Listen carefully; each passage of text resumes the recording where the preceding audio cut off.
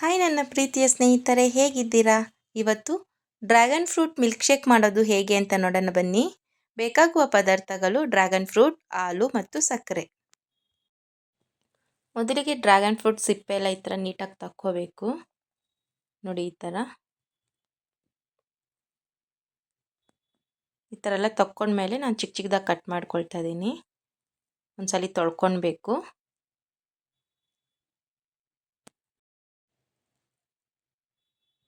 ಈಗ ಒಂದು ಮಿಕ್ಸಿ ಜಾರಲ್ಲಿ ಹಾಕ್ಕೋತಾ ಇದ್ದೀನಿ ಡ್ರ್ಯಾಗನ್ ಫ್ರೂಟ್ಸ್ ಎಲ್ಲ. ಮತ್ತು ಒಂದು 3 ಸ್ಪೂನಷ್ಟು ಸಕ್ಕರೆ ಹಾಕ್ತಾ ಇದ್ದೀನಿ. ಮತ್ತು ಒಂದು ಲೋಟದಷ್ಟು ಹಾಲು ಹಾಕ್ತಾ ಇದ್ದೀನಿ. ಹಾಕ್ಬಿಟ್ಟು ರುಬ್ಕೊಳ್ಳೋಣ. ನೋಡಿ, ನಾನು ಈ ಥರ ರುಬ್ಕೊಂಡಿದ್ದೀನಿ. ಇಷ್ಟು ರುಬ್ಕೊಂಡ್ರೆ ಸಾಕು. ಈಗ ಸರ್ವಿಂಗ್ ಗ್ಲಾಸ್ಗೆ ಹಾಕ್ಕೊಳ್ಳೋಣ. ನೋಡಿ, ನೋಡಲಿಕ್ಕೇ ಎಷ್ಟು ಚೆನ್ನಾಗಿದೆ ಮತ್ತು ಆರೋಗ್ಯಕ್ಕೆ ತುಂಬಾ ಒಳ್ಳೆಯದು ಈ ಡ್ರ್ಯಾಗನ್ ಫ್ರೂಟು.